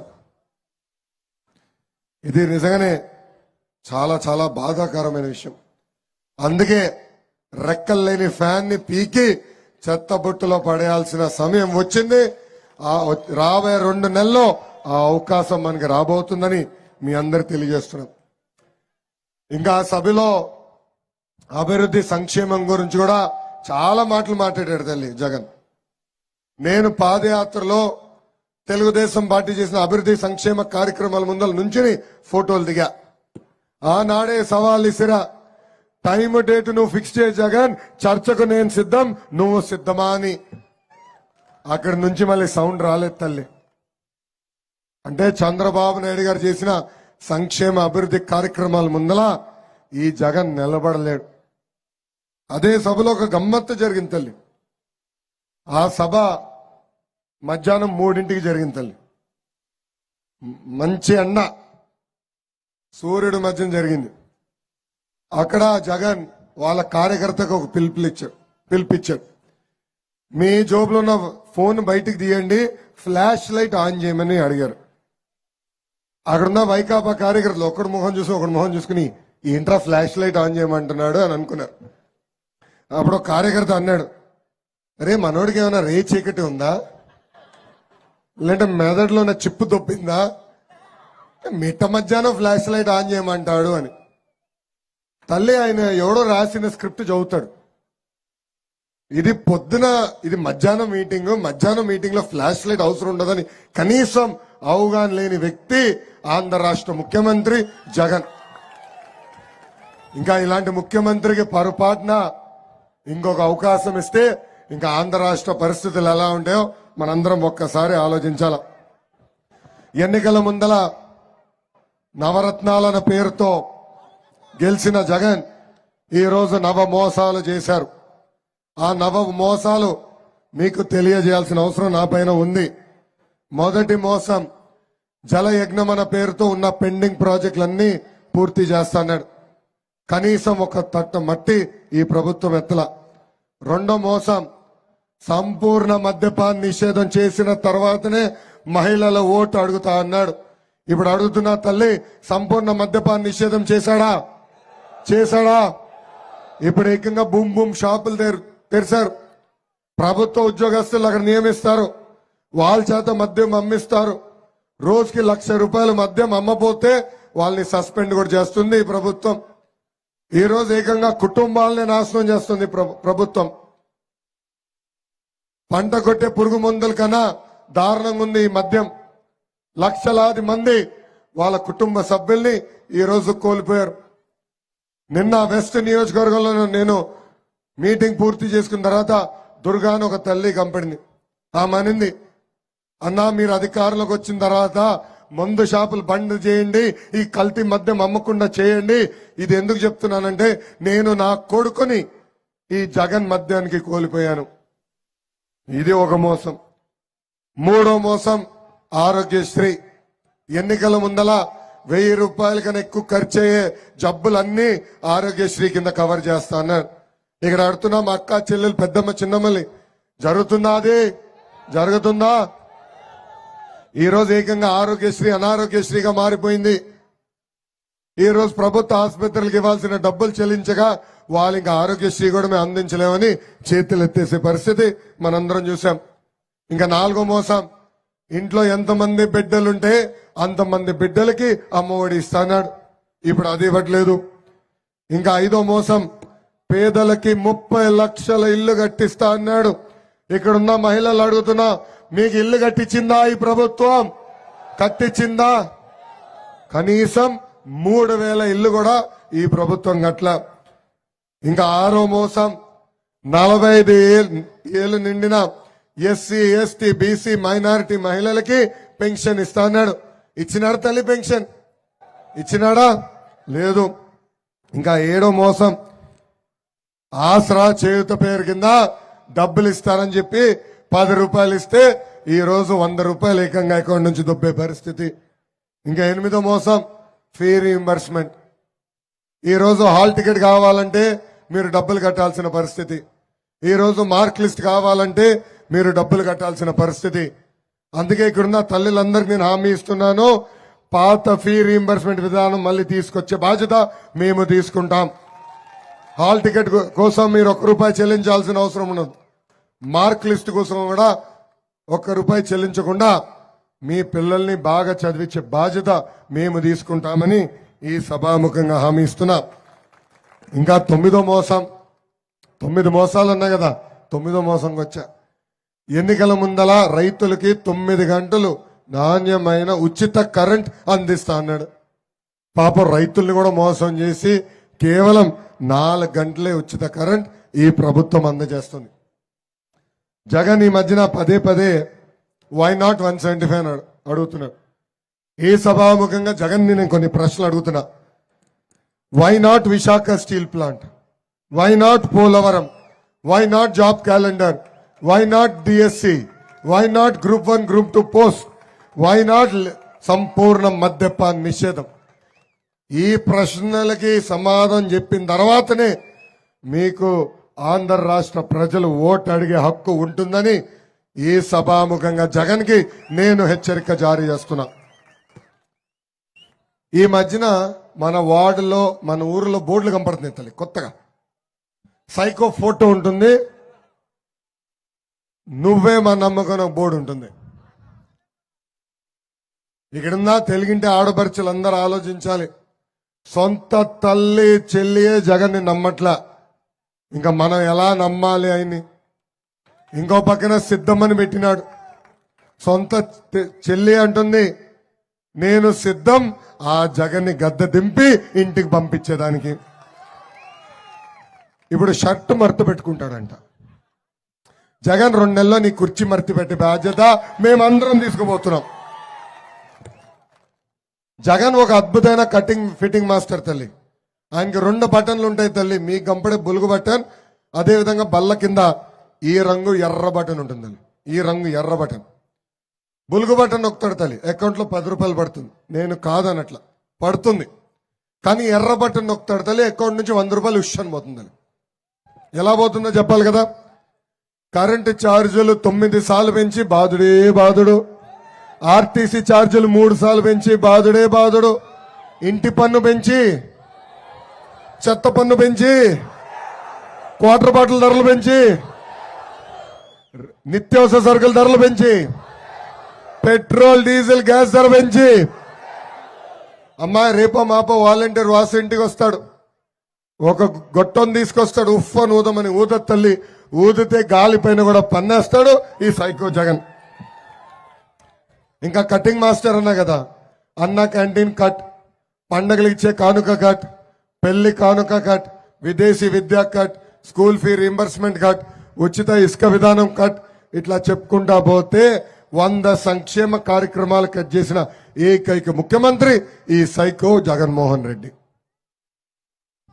తల్లి ఒక సామెత ఉంది, అబద్ధం ప్రపంచం చుట్టుకుని ఇంటికి వచ్చే లోపల నిజం గడప దాటదని. ఈరోజు వాలంటీర్ వ్యవస్థ ఇంటింటికి వచ్చి అబద్ధాలు చెప్తున్నారు. వాళ్ళు చెప్తున్న అబద్ధం తెలుగుదేశం పార్టీ అధికారులకు వచ్చిన తర్వాత సంక్షేమ కార్యక్రమాలు తీయేస్తామని. ఇక్కడున్న మహిళలందరూ ఒకటే గుర్తుపెట్టుకోవాలి, అసలు భారతదేశానికి సంక్షేమం పరిచయం చేసిన వ్యక్తి విశ్వవిఖ్యాత నట సార్వభౌమ స్వర్గీయ శ్రీ నందమూరి తారక రామారావు గారు. ఆనాడు 2 రూపాయలకి కిలో బియ్యం అందజేశారు. మహిళలకి ఆస్తుల సమాన హక్కు కల్పించారు. 50 రూపాయలకి హార్స్ పవర్ మోటార్ అందించారు. అన్న ఎన్టీఆర్ ని ఆదర్శంగా తీసుకుని చంద్రబాబు నాయుడు గారు మన కోసం ఉచితంగా గ్యాస్ కనెక్షన్లు అందజేశారు. డ్వాక్రా కనెక్షన్లు ఇచ్చారు. పసుపు కుంకం, అన్న క్యాంటీన్, చంద్రన్న బీమా, విదేశీ విద్య, పండగ కానుకలు, పెళ్లి కానుకలు, 200 చాలని పెన్షన్, 200 రూపాయల పెన్షన్ 2000 రూపాయలు చేసిన ఘనత కూడా చంద్రబాబు నాయుడు గారిదే. ఇలా 100 సంక్షేమ కార్యక్రమాలు తల్లి మన కోసం చంద్రబాబు నాయుడు గారు తీసుకొచ్చారు. ఇది మీరు ఆ వాలంటీర్ వాసికి చెప్పవలసిందిగా ఈ సభాముఖంగా నేను మిమ్మల్ని అందరినీ కోరుతున్నా. ఇంకా మీరు పడుతున్న కష్టాలు నేను చూసాం. పవన్ అన్న చంద్రబాబు గారు కలిసి బాబు సూపర్ 6 మేనిఫెస్టో ప్రకటించారు. దాంట్లో మొదటి హామీ నిరుద్యోగ యువకులకి 5 సంవత్సరాల్లో 20 లక్షల ఉద్యోగాలు కల్పించే బాధ్యత మేము తీసుకుంటాం. ప్రతి సంవత్సరం డిఎస్సి ఏర్పాటు చేస్తాం. 5 సంవత్సరాల ప్రభుత్వ ఉద్యోగాలన్నీ భర్తీ చేసే బాధ్యత మాది. ఇంకా ఉద్యోగాలు వచ్చే వరకు ప్రతి నెల 3000 రూపాయలు నిరుద్యోగ భృతి కూడా ఇచ్చే బాధ్యత మేము తీసుకుంటాం. స్కూల్కి వెళ్లే ప్రతి విద్యార్థికి తల్లిదండ్రులకి ప్రతి ఏడా 15,000 రూపాయలు మన ప్రభుత్వం ఇస్తుంది. అంటే ఒకరుంటే 15,000, ఇద్దరుంటే 30,000, ముగ్గురుంటే ఎంత 45,000 రూపాయలు ప్రతి సంవత్సరం మన ప్రభుత్వం ఇస్తుంది. ఇంకా ప్రతి రైతుకి ఆర్థిక సాయంగా ప్రతి ఏడా 20,000 రూపాయలు అందిస్తాం. ఇంకా ప్రతి ఇంటికి ఉచితంగా ప్రతి సంవత్సరం 3 గ్యాస్ సిలిండర్లు కూడా మన ప్రభుత్వం మీకు ఇవ్వబోతుంది. ఇంకా 18 నుంచి 59 సంవత్సరాల వయసు కలిగిన మహిళలకి ప్రతి నెల 1,500 రూపాయలు ఇస్తాం. అంటే నెలకి 1,500, సంవత్సరానికి 18,000, 5 సంవత్సరాల్లో 90,000 రూపాయలు మన ప్రభుత్వం ఇవ్వబోతుంది. ఇంకా మహిళలు ఆర్టీసీ బస్సులో కూడా ఉచితంగా ప్రయాణించే హక్కు కూడా మన ప్రభుత్వం కల్పించబోతుందని ఈ సభాముఖంగా నేను మీకు హామీ ఇస్తున్నా. అసలు ఉత్తరాంధ్రకి పట్టిన దరిద్రం జగన్ 3 రాజధానుల పేరుతో 3 ముక్కల ఆటలు ఆడుతున్నాడు. ఇక్కడున్న ప్రజలందరిని అడుగుతున్నా, ఉత్తరాంధ్ర కనీసం ఒక్క పరిశ్రమను తీసుకొచ్చారా? ఒక ఉద్యోగాన్ని తీసుకొచ్చారా? లేదు. ఇప్పుడు ఏకంగా విశాఖ ఉక్కుని అమ్మేస్తున్నారు. ఈరోజు నేను వేదిక ఎక్కిన తర్వాత ఫోన్ మొదటిసారి తీసా, అన్న కూడా చూపించా. ఇక్కడ ఇవ్వలేదు యాడ్, పేపర్లో అడ్వర్టైజ్మెంట్ ఇక్కడ ఇవ్వలా, హైదరాబాద్ పేపర్లో అడ్వర్టైజ్మెంట్ ఇచ్చారు, విశాఖ ఉక్కు భూములు అమ్మేస్తున్నామని. ఎవరైతే ఆ భూములు కొనాలని ప్రయత్నిస్తున్నారో వాళ్ళకి చెప్తున్నా, ఆ భూములు మేము వెనక్కి లాక్కుంటాము. విశాఖ ఉక్కు ప్రైవేటీకరణకు జరగకుండా చేసే బాధ్యత మేము తీసుకుంటున్నాం. ఇంకా విశాఖపట్నం జిల్లాకి జగన్ అనేక హామీలు ఇచ్చాడు తల్లి. దాదాపు 50 హామీలు ఇచ్చాడు. అన్ని చెప్తా పోతే ఒక రోజంతా పడుతుంది. కొన్ని హామీలు మీకు గుర్తు చేస్తున్నా. మొదటి హామీ విశాఖ రైల్వే జోన్ పూర్తి చేస్తాన్నాడు, చేయలేదు. విశాఖ మెట్రో ప్రాజెక్ట్ పూర్తి చేస్తాన్నాడు, చేయలేదు. 8 లక్షల ఎకరాలకి సాగునీరు అందిస్తాన్నాడు, చేయలేదు. మూతపడిన షుగర్ ఫ్యాక్టరీలన్నీ తెరిపిస్తాన్నాడు, చేయలేదు. ఐటీ కంపెనీలు పెద్ద పెద్ద పరిశ్రమలు తీసుకొస్తా అన్నాడు. ఈ పక్కనున్న కోడిగుడ్డు మంత్రి వల్ల ఆ కంపెనీలన్నీ పారిపోయినాయి. అరే కోడిగుడ్డు మంత్రి కోడిగుడ్డు ఇద్దామా గిఫ్ట్ గా పంపిద్దామా? ఓకే, కనీసం ఆమ్లెట్ వేస్తాం వచ్చో రాదు ఆయనకి, చూద్దాం.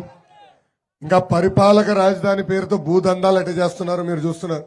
ఎక్కడ భూమి దొరికితే అక్కడ కొట్టేస్తారు. అంతెందుకు తల్లి, ఏకంగా ఋషికొండకి గుండు కొట్టేసి ఒక వ్యక్తి బతికేదానికి 500 కోట్ల రూపాయలు ఖర్చు పెట్టి ఇల్లు కట్టారు తల్లి. 500 కోట్ల రూపాయలు.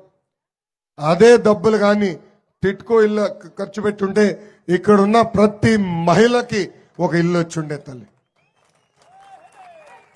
2 నెలల్లో ప్రజల ప్రభుత్వం వస్తుంది. ఆ భవనాలు ప్రజల కోసమే వాడే బాధ్యత మేము తీసుకుంటామని ఈ సభాముఖంగా విశాఖపట్నం ప్రజలకి నేను హామీ ఇస్తున్నా. ఇంకా ఆంధ్ర యూనివర్సిటీలో మన పిల్లలు చదవాలని అందరు కళ్ళగంటారు. మన పిల్లలు పిహెచ్డి చేయాలని కళ్ళగంటారు. కనుకున్న వైస్ ఛాన్సలర్ ప్రసాద్ రెడ్డి ఏకంగా 1400 పిహెచ్డి పోస్టులు అమ్ముకున్నాడు తల్లి. జగన్కి అక్కడ వాటా ఇచ్చినట్టున్నాడు. అందుకే మళ్ళీ అమ్మినా అతన్నే మళ్ళీ వైస్ ఛాన్సలర్ చేశారు. ఆయన పేరు కూడా ఎర్ర పుస్తకంలో ఉంది. వడ్డీతో సహా ప్రతిదీ వసూలు చేసే బాధ్యత నేను తీసుకుంటాను. గాజువాక్ అనేది ఒక మినీ ఇండియా లాంటిది. విశాఖ ఉక్కు, గంగవరం పోర్ట్, బిహెచ్పి టౌన్షిప్ ఇక్కడ ఉంటుంది. భారతదేశంలో ఉన్న అందరూ ఈ రోజు వాళ్ళందరూ ఇక్కడ గాజువాకకు వచ్చి ఉంటారు. ఆటో నగర్ కూడా ఈరోజు గాజువాకలో పెద్ద ఎత్తున ఉపాధి ఉద్యోగాలు కల్పిస్తుంది. అనేక ట్రైనింగ్ ఇన్స్టిట్యూట్స్ కూడా ఈరోజు గాజువాకలో ఉన్నాయి. ఆనాడు పల్లా శ్రీనివాస్ గారి నాయకత్వంలో ఎవ్వరు ఊహించిన విధంగా 5 సంవత్సరాల్లో 1000 కోట్ల రూపాయలు తీసుకొచ్చి మన గాజువాక నియోజకవర్గాన్ని అభివృద్ధి చేశారు. ఈఎస్ఐ ఆసుపత్రుల అభివృద్ధి చేశారు. హుదూద్ కొట్టినప్పుడు అన్న రోడ్లపైన తిరిగి 24 గంటల్లో మనందరికీ కరెంట్ ఆనాడు అందజేశారు. అంతేకాదు 19,000 మందికి ఇల్లు పట్టాలు అందించిన వ్యక్తి పల్లా శ్రీనివాస్ గారు. రోడ్లు కానీ, సీసీ రోడ్లు కానీ, డ్రైన్లు కానీ, తాగునీటి పథకాలు కానీ ఇవన్నీ ఆనాడు తెలుగుదేశం పార్టీ హయాంలోనే అందించాం.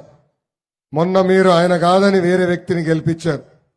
ఈ రోజు ఆయనే ఒక అవినీతి పరుడని, భారతదేశంలోనే అతిపెద్ద అవినీతి ముఖ్యమంత్రి ముద్రేసి పంపించేశాడు.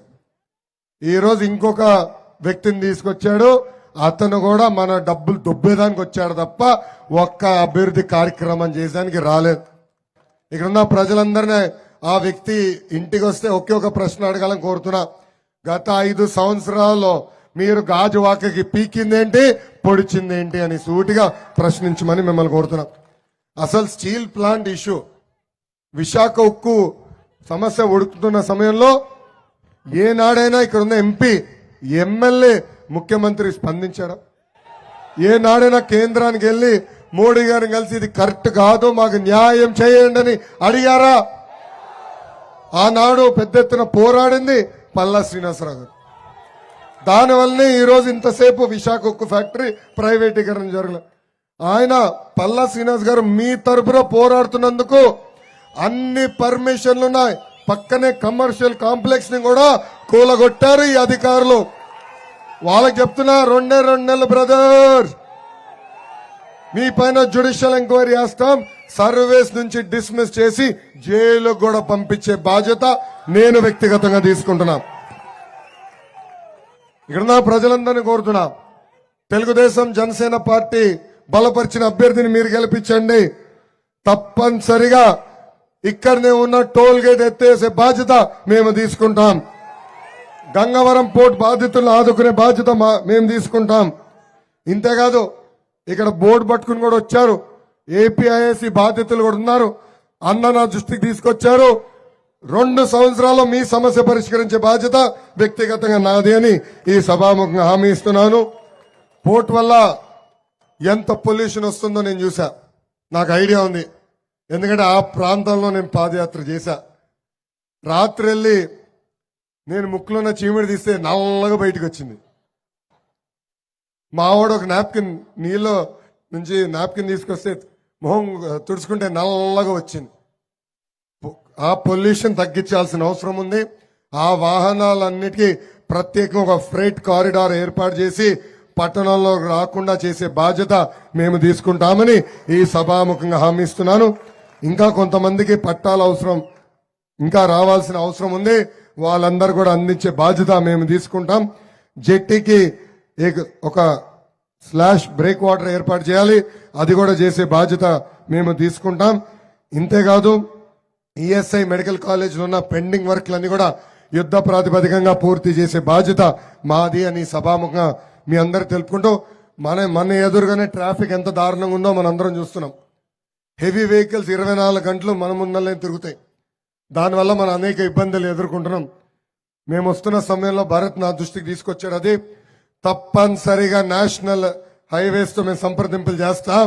5 సంవత్సరాల్లో అవసరమైన మేరకు అంటే 15 కిలోమీటర్ల, 17 కిలోమీటర్ల, 20 కిలోమీటర్ల అది మేము చర్చించి ఇక్కడ ఫ్లైఓవర్ కూడా వేసే బాధ్యత వ్యక్తిగతంగా మేము తీసుకుంటానని ఈ సభాముఖంగా నేను హామీ ఇస్తున్నా. ఇంకా తెలుగుదేశం పార్టీ బలం, తెలుగుదేశం పార్టీ కార్యకర్తలు, నాయకులు పార్టీ వీడి వెళ్ళినా పార్టీకి అండగా నిలబడిది ఈ పసుపు సైన్యం. అన్న ఎన్టీఆర్ ఏ ముహూర్తంలో పార్టీ స్థాపించారో తెలియదు కానీ అసలు ఆ జెండా చూస్తేనే మనకు ఒక నూతన ఉత్సాహం. వైకాపా నాయకులకి కార్యకర్తలకి boom boom president medal Andhra gold కావాలండి. కానీ మనకి మన నాయకుడు పిలుపు, రా కదలి రా అంటే పరిగెత్తుకుంటూ వెళ్లే సత్తా మనకుంది. అందుకే మీ రుణం తీర్చుకునే దానికే 2014లో కార్యకర్తల సంక్షేమ నిధి ఏర్పాటు చేశాం. ప్రమాదంలో కార్యకర్తలు చనిపోతే వాళ్ళ కుటుంబాలకి 2 లక్షల రూపాయలు ఇచ్చిన ప్రమాద బీమా ఇచ్చిన పార్టీ తెలుగుదేశం పార్టీ. ఇప్పటికీ దాదాపు 100 కోట్ల రూపాయలు కార్యకర్తల కుటుంబాలకు అందజేశాం. అంతేకాదు ఒకవేళ కార్యకర్తలు వాళ్ళ పిల్లల్ని చదివించలేకపోతే వాళ్ళ బిడ్డల్ని దత్తకు తీసుకుని చదివిస్తుంది నా తల్లి భువనేశ్వరి అమ్మ. నాకు అక్క చెల్లెలు లేరు, అన్న తమ్ముడు లేరు, నేను ఒక్కడనే. కానీ అన్న ఎన్టీఆర్ నాకు 60 లక్షల మంది అక్క చెల్లెలు అన్న తమ్ముడు నాకు ఇచ్చి వెళ్ళారు. మిమ్మల్ని నా గుండెల్లో పెట్టుకుని కాపాడే బాధ్యత వ్యక్తిగతంగా నాది అని సభాముఖంగా కార్యకర్తలు నేను తెలుపుతున్నా. గత 5 సంవత్సరాల్లో అన్న గొంతు పోతుంది.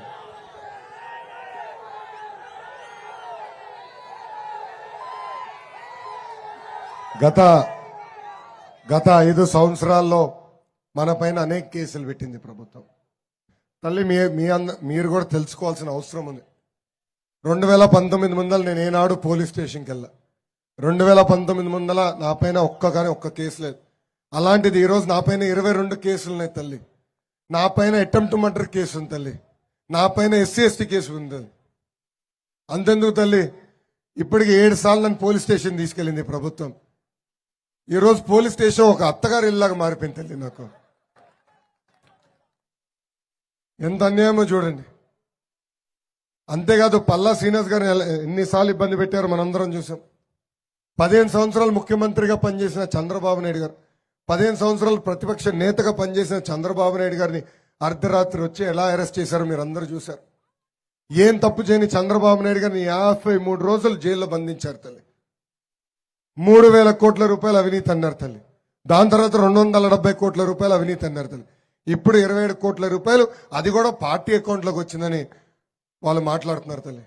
ఈ సభాముఖంగా ఆ సైకో జగన్ కి నేను సవాల్ ఇస్తున్నా. జగన్, నీకు దమ్ము ధైర్యం ఉంటే టైం డేట్ నువ్వు ఫిక్స్ చేయి. నువ్వు చేసిన అవినీతి, మేం చేసిన మంచి పనులు చర్చించడానికి మేము సిద్ధం, నువ్వు సిద్ధమా అని నేను అడుగుతున్నా. నిప్పులాగా బతికిన వాళ్ళం బ్రదర్. బామలకే భయపడిన కుటుంబం మాది. నువ్వు పెట్టే చిల్లర కేసులు మేము భయపడతామా? ఆనాడే చెప్పినా నీకు, ఈ లోకేష్ తగ్గేదే లేదు. ఏ అధికారులైతే చట్టాన్ని ఉల్లంఘించమని ఇబ్బంది పెట్టారో, ఏ వైకాపా కార్యకర్తలు అయితే చట్టాన్ని చుట్టంగా మార్చుకుని మన ఇబ్బంది పెట్టారో వాళ్ళందరి పేర్లు ఎర్ర బుక్లో ఉంది. ఈ ఎర్ర బుక్లో ఉంది. ఈ ఎర్ర బుక్ ఏంటనా? వద్దులే అబ్బా, ఈ బుక్ నేనే పెట్టుకుంటాలే.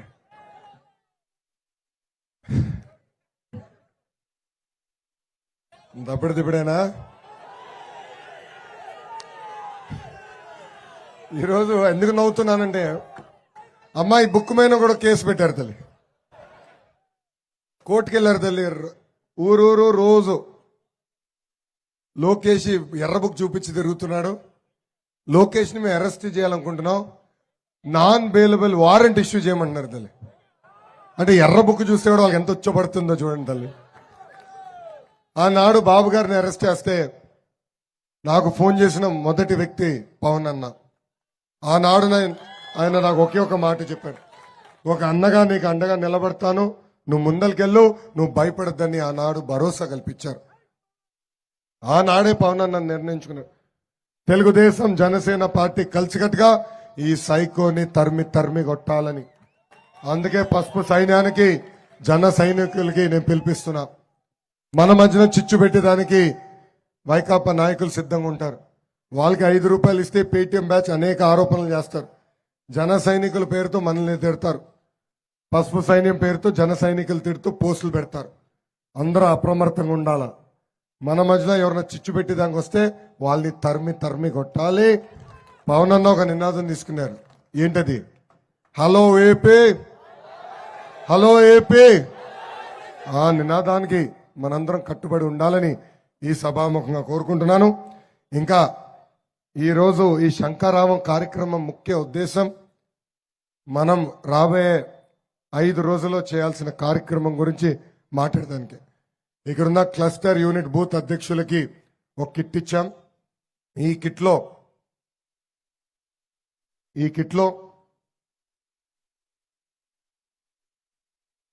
25 క్యాలెండర్లో కట్టగట్టి మీకు ఇచ్చాం. ఇలా 10 కట్టలు మీకు పంపిస్తాం. ఈ క్యాలెండర్ ఒక పక్కన బాబు సూపర్ 6 హామీలు ఉన్నాయి, ఇంకో పక్కన క్యాలెండర్ ఉంది. ఇది మీరు ప్రతి గడపకి చేర్చే బాధ్యత మీ పైన ఇప్పుడు ఉంది. ఇది ఎందుకు ఇవ్వమంటున్నా అంటే రేపు మన అధికారంలోకి వస్తాం అనివార్యం. మన ప్రభుత్వం ఏర్పడిన వెంటనే ఈ 6 హామీలు మనం నిలబెట్టుకోబోతున్నాం. మన అదే గడపకి వెళ్ళి తల్లి చూడు ఈ హామీలు ఇచ్చాం, మేము నిలబెట్టుకున్నాం గర్వంగా చెప్పేదానికే ఈ క్యాలెండర్ ప్రతి గడపకి మీరు చేర్చాలి. దీంతో పాటు ఈ పాకెట్ చిన్న కార్డు ఇచ్చాం. ఒక పక్కన బాబు సూపర్ 6, ఇంకో పక్కన మన ఇచ్చే 6 హామీలు. ఇది మీరు మీ జోబులో పెట్టుకుని తిరగాలి. ఎక్కడికి వెళ్ళినా, బంధువుల ఇంటికి వెళ్ళినా, మిత్రుల ఇంటికి వెళ్ళినా, టీ షాప్కి వెళ్ళినా ఇది మీరు చూపించాలి. అరే బాబు టపాస్ లాపండి. ఎవడే బాబు మిస్ఫైర్ రాజు? చూడండి 6 హామీలు ఉన్నాయి దీంట్లో. ఇది మీరు ప్రతి ఇంటికి తీసుకెళ్ళాలి. అందుకే మీరు కూడా గుర్తుపెట్టుకున్నాకే ఈ 6 హామీలు ఇచ్చాం. దాంతోపాటు మేము పెట్టుకున్నట్టు మీకు సైకిల్ కూడా ఇచ్చాం. ఇంకా ఎండాకాలం వస్తుంది, క్యాప్ వేసుకొని తిరగాల్సిందా మిమ్మల్ని అందరినీ కోరుతున్నాం. ఇంతేకాదు బాధుడే బాధుడు, ఇదే మీ కర్మ. మన రాష్ట్రానికి బాబు షూరిటీ భవిష్యత్ గ్యారంటీ కార్యక్రమం మీరు చేశారు. మొదటిసారి టెక్నాలజీతో ప్రతి గడపకి వెళ్ళమన్నాం. దానికి కారణం ఒకటి, ఎవరు పని చేశారో ఎవరు పని చేయలేదో నేరుగా నాకు తెలుసుకునేదానికి ఆ టెక్నాలజీ మీకు అందజేశాను. ఈరోజు ఈ సమావేశానికి వచ్చే ముందల ఎవరైతే బాగా పనిచేశారో వాళ్ళందరూ పిలిపించాం. దాంట్లో కొంతమంది రాలేకపోయారు, ఎందుకంటే ఏర్పాట్లు ఉన్నారు. ఎవరైతే వచ్చారో వాళ్ళకి నేను ప్రత్యేకంగా ఒక సర్టిఫికేట్ కూడా ఇస్తాం జరిగింది. ఇది ఒక ఉత్తమ కార్యకర్తకి ఇచ్చే సర్టిఫికేట్. ఇది బాబు షూరిటీ భవిష్యత్ గ్యారంటీ 2023 ముఖం అందరూ తెలుస్తున్నాం. ఇంతేకాదు మీరందరూ దయచేసి ఒకటి గుర్తుపెట్టుకోవాలి, సీనియర్ని జూనియర్ని నేను గౌరవిస్తా, కానీ పనిచేసే వాళ్ళని ప్రోత్సహిస్తా. పనిచేసే వాళ్ళకి నామినేటెడ్ పోస్ట్ ఇచ్చే బాధ్యత నాది అని సభాముఖం తెలుపుతున్నాం. ఈరోజు గాజువాకలో ఒక ఆయన వచ్చి ఏదేదో మాడుతూ ఉన్నాడు. ఒక నాయకుడు, ఆయన ఒకటే అడిగా, మీరు క్లస్టర్ యూనిట్ బూత్లో ఉన్నారా అన్న. ఉన్నాను అన్నారు. మళ్ళీ మీరు మీ పరిధిలో ఉన్న ఎన్ని ఇళ్ళకి బాబు షూరిటీ భవిష్యత్ గ్యారంటీ తీసుకెళ్లారని సూటిగా అడిగా. 7% అన్నాడు. మీకు నాతో మాట్లాడే హక్కు లేదు. మీరు వెళ్ళి పని చేయండి, అప్పుడు వచ్చి మీరు కంప్లైంట్ చేయండి, నేను వినేదానికి సిద్ధంగా ఉన్నాను. కానీ ఇట్లా మీరు పని చేయకుండా వచ్చి ఏదంటే అది చెప్తే నేను వినేదానికి సిద్ధంగా లేనని సూటిగా ఆయన చెప్తాం జరిగింది. నేను ఇట్లానే మాడతా, నన్ను అపార్థం చేసుకోదండి. నేను ఉన్నట్టుగా మాడతా. చేయగలిగితే చేస్తానంట, చేయలేకపోతే చేయలేనని చెప్తా. దయచేసి ఇది గుర్తుపెట్టుకోవాలి. కార్యకర్తలు ఎవరు నన్ను అపార్థం చేసుకోకూడదు. పనిచేసే వాళ్ళనే నేను ప్రోత్సహిస్తాను. అది నా మోడల్. మీరే చూస్తారు కదా, మన ప్రభుత్వం ఏర్పడిన తర్వాత మిమ్మల్ని ఎత్తుక్కుంటూ వచ్చే వ్యక్తి ఈ లోకేష్. ఈ సర్టిఫికేట్ కేవలం సర్టిఫికేట్ ఇంటి పైన పెట్టుకుందాం కాదు, ఇది మీకు ఒక తాళం లాంటి. ఇది మీరు బాబు గారిని కలవాలంటే సర్టిఫికేట్ పట్టుకుని వెళ్ళండి, నన్ను కలవాలంటే సర్టిఫికేట్ తీసుకురండి. రేపు బాబు గారు మన నియోజకవర్గానికి ప్రచారంకి వచ్చినప్పుడు మిమ్మల్ని ఎవరైతే ఉత్తమ కార్యకర్తలు ఉన్నారో వాళ్ళని నేను ఈరోజు కలిసినట్టు మిమ్మల్ని ఆయన అట్టని కలుస్తారు. అంతేకాదు రేపు మన అధికారంలోకి వచ్చిన తర్వాత కూడా ముఖ్యమంత్రి హోదాలో ఆయన వచ్చినప్పుడు కూడా ఇలానే మొదటిగా ప్రజల్ని కలిసే ముందర కూడా ఆ నియోజకవర్గంలో ఉత్తమ కార్యకర్తల్ని కలిసి వాళ్ళ కష్ట సుఖాల గురించి చర్చించిన తర్వాతనే ప్రజల్లోకి ముఖ్యమంత్రి గారు కూడా వెళ్తారని ఈ సభాముఖంగా కార్యకర్తలందరూ నేను తెలుపుకుంటూ, నాకే అవకాశం ఇచ్చిన గాజువాక ప్రజలకి, ప్రత్యేకంగా మా తెలుగింటి ఆడపడుచులకి నా ఉదయపూర్వక ధన్యవాదాలు తెలుపుకుంటూ మీ అందరి దగ్గర నుంచి నేను సెలవు తీసుకుంటున్నాను. జోహార్ అన్న ఎన్టీఆర్, జోహార్ అన్న ఎన్టీఆర్. చంద్రబాబు నాయుడు గారి నాయకత్వం, చంద్రబాబు నాయుడు గారి నాయకత్వం, పవన్ అన్న నాయకత్వం, పవన్ అన్న నాయకత్వం. జై బాలయ్య, జై బాలయ్య, జై హింద్. ఇప్పుడు మనందరం ఇప్పుడు మీరందరూ ఎక్కడున్నారో అక్కడి నుంచో వలసింగా కోరుతున్నా. మీ చేయి గుండె పైన పెట్టుకోండి. మనందరం ఇప్పుడు ఒక ప్రతిజ్ఞ చేయాల్సిన అవసరం ఉంది. Thank you.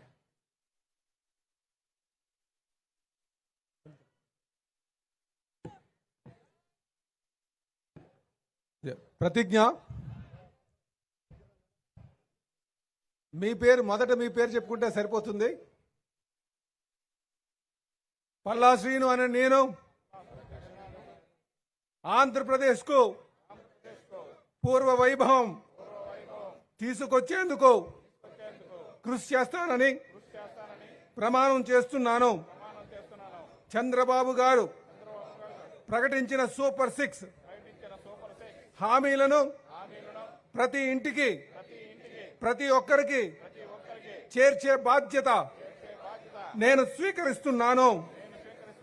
5 రోజుల్లో 250 ఇళ్లకు వెళ్లి బాబు సూపర్ 6 హామీల ప్రయోజనాలను వివరిస్తానని, ఈ 2 నెలల్లో నిస్వార్థంగా నా సేవలను తెలుగుదేశం పార్టీ కోసం, చంద్రబాబు నాయుడు గారి కోసం, ఆంధ్రప్రదేశ్ కోసం అంకితం చేస్తాను. ప్రతి ఒక్కరూ తెలుగుదేశం పార్టీకి, చంద్రబాబు నాయుడు గారికి, ఆంధ్రప్రదేశ్ ప్రతిష్ట కాపాడేందుకు ఓటు వేసేలా కృషి చేస్తానని ప్రమాణం చేస్తున్నాను. జై తెలుగుదేశం. విశాఖ ఉక్కు, విశాఖ ఉక్కు, విశాఖ ఉక్కు. జై హింద్. అందరికీ ధన్యవాదాలు. సోదరులారా, దయచేసి అందరూ కూడా భోజనాలు చేసి వెళ్ళాల్సిందిగా కోరుతున్నాం.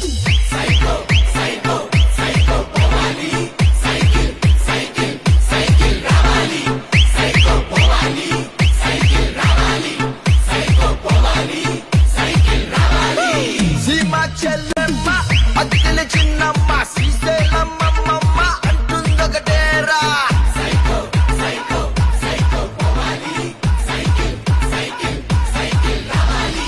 కాలేజ్ కుర్రాడు, చేతిలో ముసలోడు, బడిలో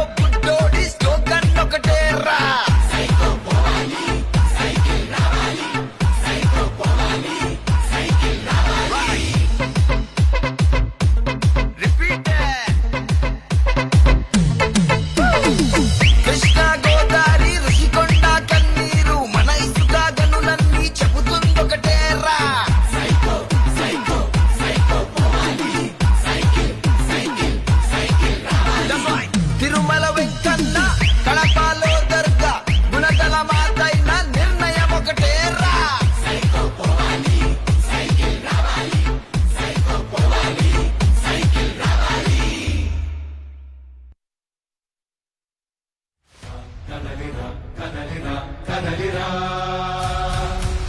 కదలిరా కదలిరా కదలిరా